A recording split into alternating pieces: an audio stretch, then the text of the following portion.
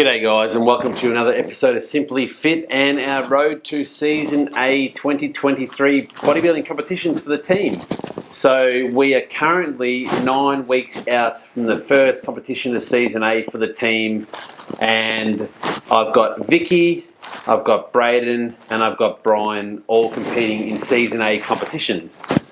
So both comps are in April. We've got Elite Natural Physique, and then the next weekend we've got A and B in Melbourne. And we're 9 weeks away from the Elite Natural Physique show. So looking really forward to it. A little bit of an update on what the team's been up to. We'll start with Brayden. So Brayden has dropped about 1 or 2 kilos the last couple of weeks.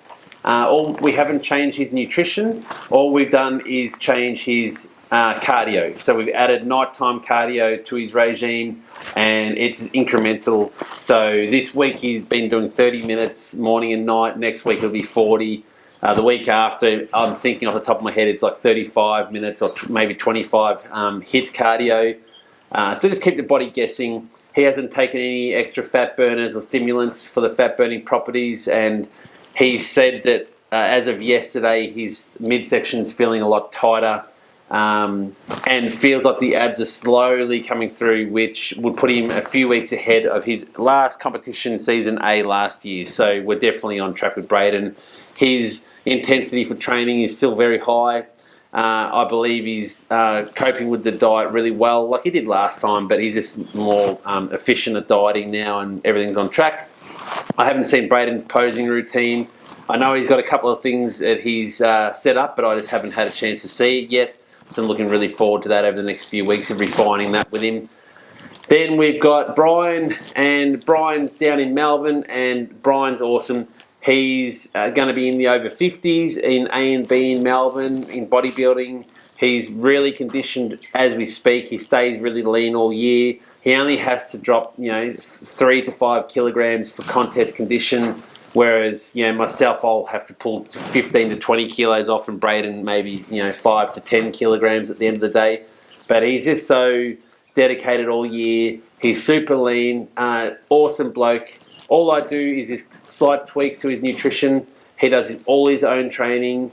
One of Brian's goals this competition is to get more condition and clarity through the legs, through the mid.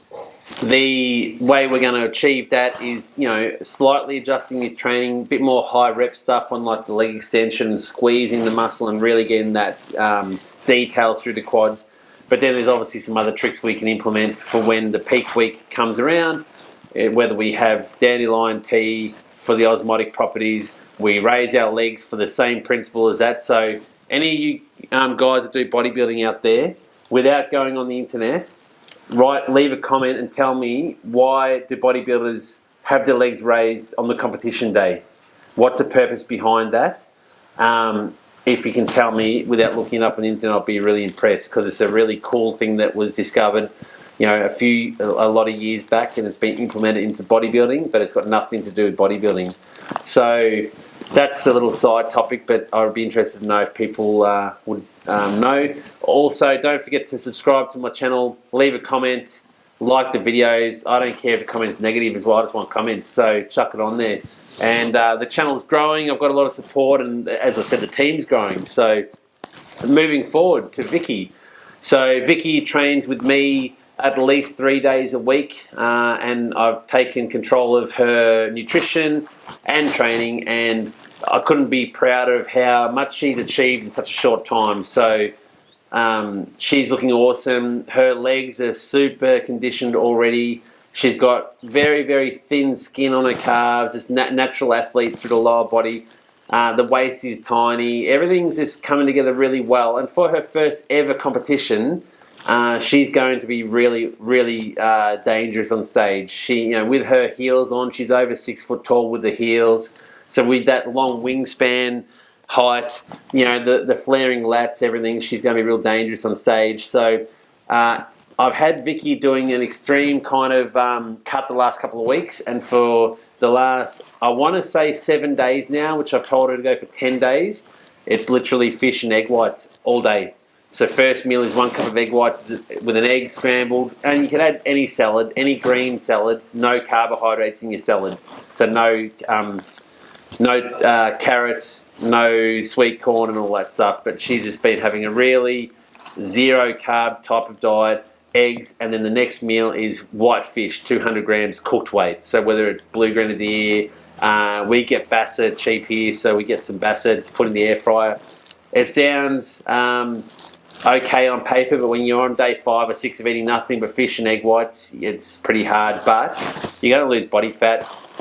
The old bro science with the fish and egg whites is your skin will thin up, it'll get rid of that subcutaneous water, and you know, it kind of does, but it's more of a myth. But the placebo effect of doing it too is fantastic. So she's doing really well. She got sick on Thursday night or Friday night. She was a bit sick. Then today we've all had a big session, and then I did an hour of posing with her after the session. We've literally just finished. So we went through quarter turns, mandatories.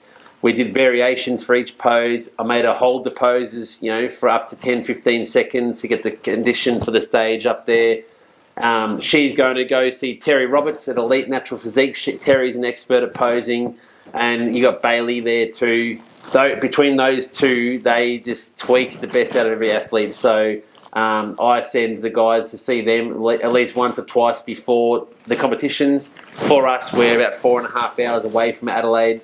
So we try to go see them at least a couple of times before the comp, just go for a drive. And Terry and Bailey have been awesome. They're just such good people, and they help out so much. So, but yeah, the only other thing that all the guys did between my last update and this update was they all did a sample or trial peak week depletion. So we did the standard depletion that I've done, you know, 6 times now, whatever it's been, and that Brayden's done a couple of times, and that Emily and Courtney did last year. I've really refined that to be quite specific for every different athlete, and everyone responds to it. So they all did it. Vikki might have dropped 3.5 kilos in the week, and then obviously that's with the depletion of carbohydrates and the glycogen levels drop and all that stuff. But the main thing is she stuck to her water. She was getting in 8 litres a day towards the end. And yeah, she really enjoyed that process. Brayden, same thing, couple of kilos. Brian, the same thing, couple of kilos. And for all 3 of them, it's just about getting their mind and body used to that last week of competition and the foods and the supplements we need to take in that last week, because everything's obviously ramped up, and you want to be as calm as you can, so you keep your cortisol levels down low and all that. So all that little stuff that's like running in the background you don't think of. That peak week is really a time to just try to not be stressed. It's hard to say. Practice your posing, your training intensity comes down, you're trying to rest as much as you can, get your food in, get your muscles as tight as you can, get all the condition through. So that's what that's for. What we're doing is we're 9 weeks out. At about 8.5, 7 weeks out, we're going to do another trial peak week. This one's going to be a carbohydrate front load. So conventional peak weeks will be low carbs, high water, drop your water, or like lower your water and introduce carbs towards the end, and you fill your muscle up towards the end. This other peak week is going to be a carbohydrate front load. So the principle behind that is you have a massive amount of carbs the first 3 or 4 days, and then you taper them down to really nothing for the competition day. And hopefully you filled up your muscle enough, or maybe overfilled, that once you drop the carbs and bring it down, then you can get a more accurate understanding of what you look like on stage day without spilling over. So the term spilling over is you've had too much carbs or too much water, or too little of either of those things, and you can either be flat or full on stage. So we're just doing a few different trials and see what works. But in the worst case scenario, these trials, just you lose more body fat for that week. So I'm not going to go too much about Season B or the team, but just a little teaser. I've got some really good people competing in Season B.